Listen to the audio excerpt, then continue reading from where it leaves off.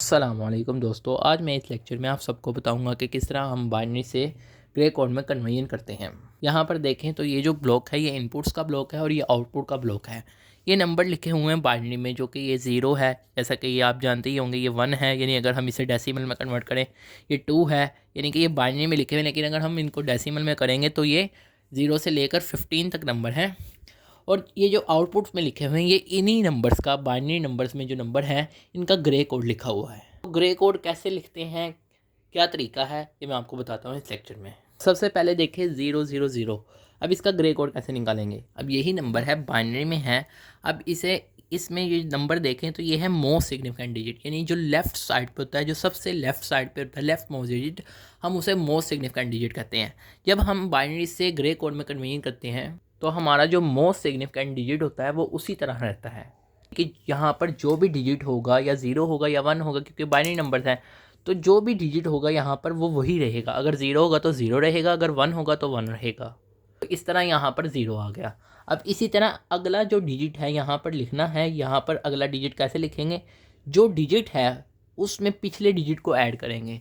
अब यहाँ पे देखें तो ज़ीरो है, तो पिछला डिजिट क्या है, ज़ीरो। ज़ीरो प्लस ज़ीरो क्या होता है, ज़ीरो, तो यहाँ पर भी ज़ीरो।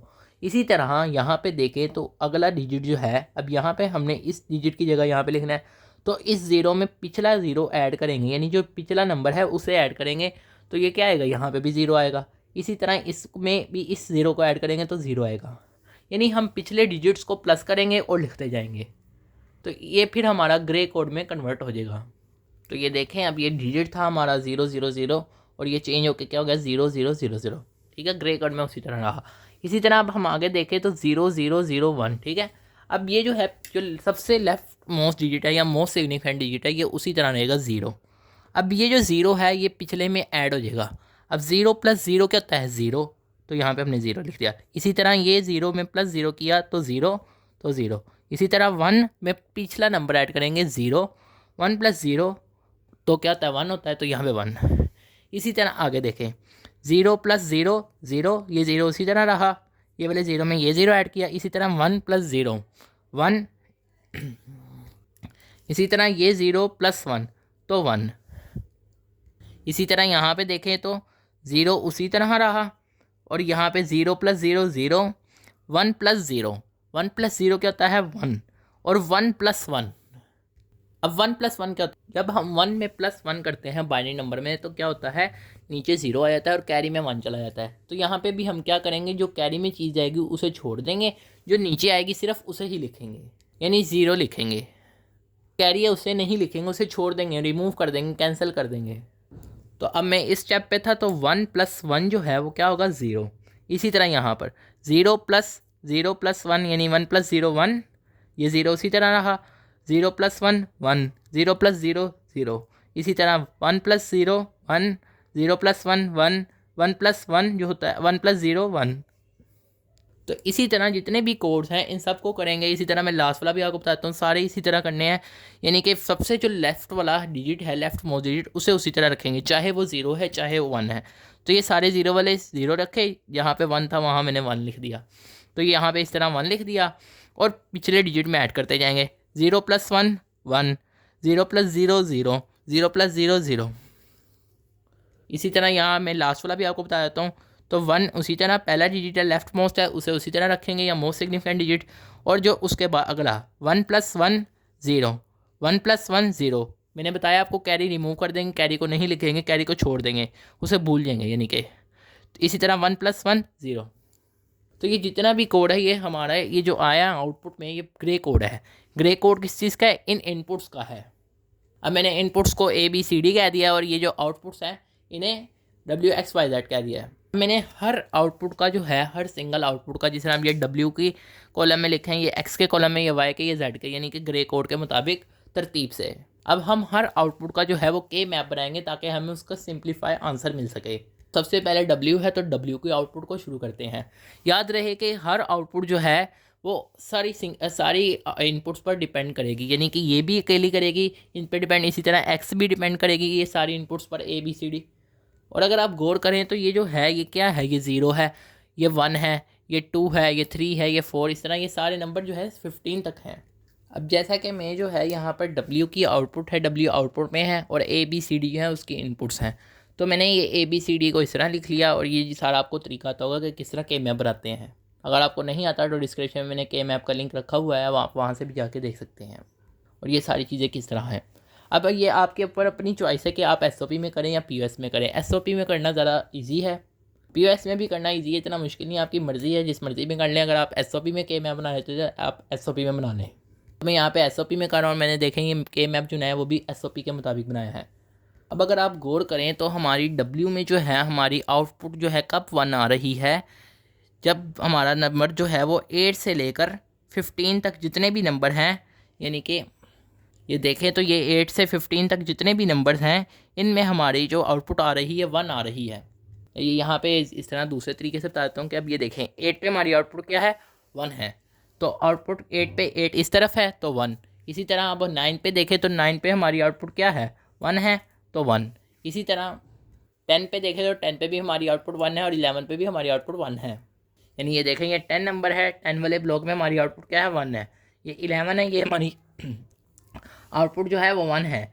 ये देखें ये जो भी नंबर है इसके मैंने इसको डेसिमल में लिखा हुआ है, ये डेसिमल में लिखा हुआ है ये नंबर, और ये जो बाइनरी नंबर है इसका ग्रे कोड है।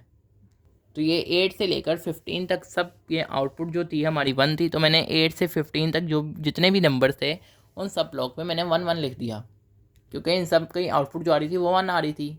इसी तरह अगर हम देखें तो 0 से लेकर 7 तक जितनी भी आउटपुट्स हैं, यानी कि उनकी जो आउटपुट आ रही है W में वो 0 है, 0 है। यानी कि यूँ अब देखें 0 में क्या है, यानी कि दूसरे अल्फाजों में अगर मैं कहूँ तो 0 में देखें तो अब 0 जो है 0 इनपुट, जब 0 वाली इनपुट्स नहीं तो उसमें हमारा आउटपुट क्या आ रहा है, 0 आ रहा है, तो यहाँ पे 0 लिख देंगे।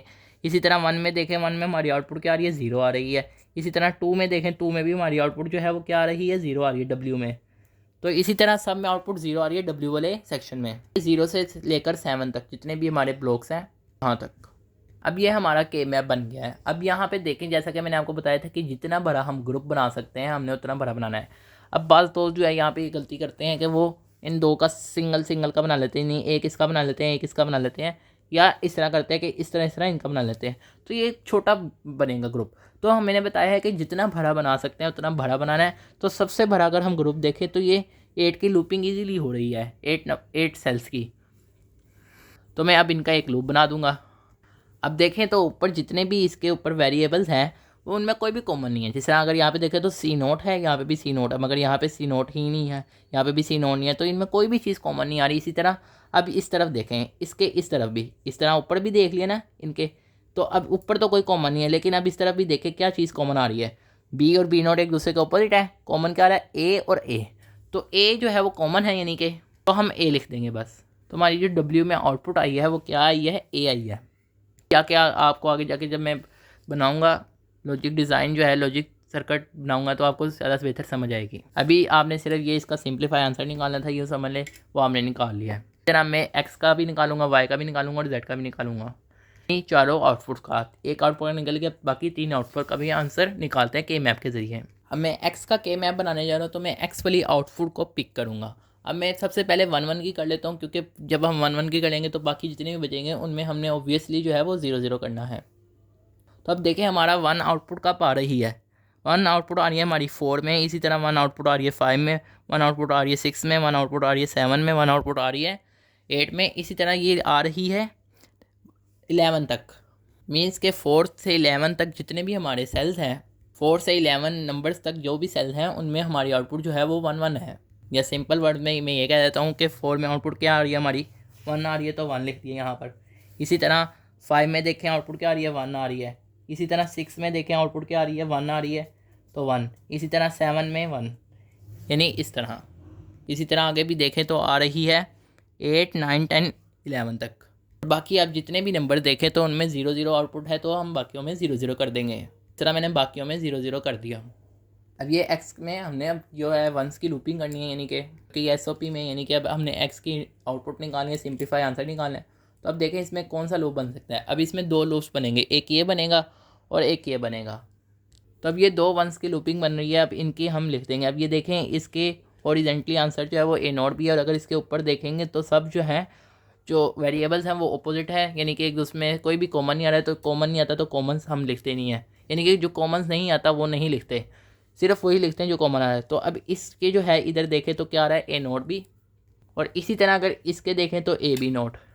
तो ये हमारा आंसर है इसका सिंप्लीफाइड।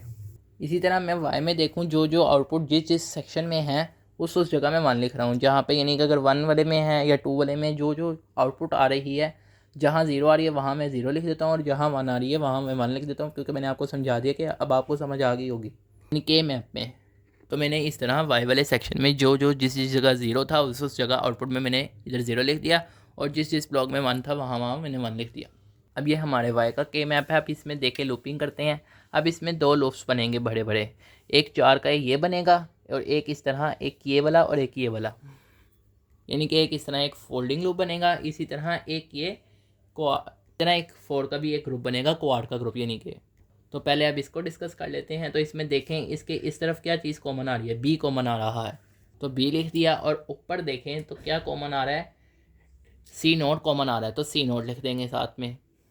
इसी तरह इसको देख लेते हैं, ये है और ये है, इसके इस तरफ पहले देख लें कॉमन क्या आ रहा है, तो इसमें अगर कॉमन देखें तो बी नोट आ रहा है कॉमन, तो बी नोट कॉमन लिख दिया। और इसी तरह अगर हम ऊपर की तरफ देखें तो क्या कॉमन आ रहा है, सी कॉमन आ रहा है, यानी कि ये दोनों एक ही लाइन में है, तो इसके ऊपर देखें क्या कॉमन है, सी कॉमन है, तो सी लिख देंगे। अगर आप पिछली एक्सप्रेशन पे गौर करें तो ये भी देखें तो ये ए एक्सोर बी की जो है एक्सप्रेशन है, और अगर ये देखें तो ये भी बी एक्सोर सी है, क्योंकि एक दफ़ा बी सी नोट आ रहा है, एक दफ़ा बी नोट सी आ रहा है, और इधर भी देखें एक दफ़ा ए नोट बी, एक दफ़ा ए बी नोट। तो फिर मैं इसे थोड़ा और मज़ीद सिंप्लीफाई कर देता हूँ। मैंने यहाँ पे लिख दिया एक्स जो है वो ए एक्सोर बी है, और वाई जो है वो बी एक्सोर सी है, यानी कि यहाँ पे बी और सी नोट है इस वजह से, यानी कि B C not plus B not C है, तो ये बी एक्सोर सी की जो है एक्सप्रेशन है। मैंने इसे यहाँ पे मज़ीद सिंप्लीफाई करके लिख दिया है।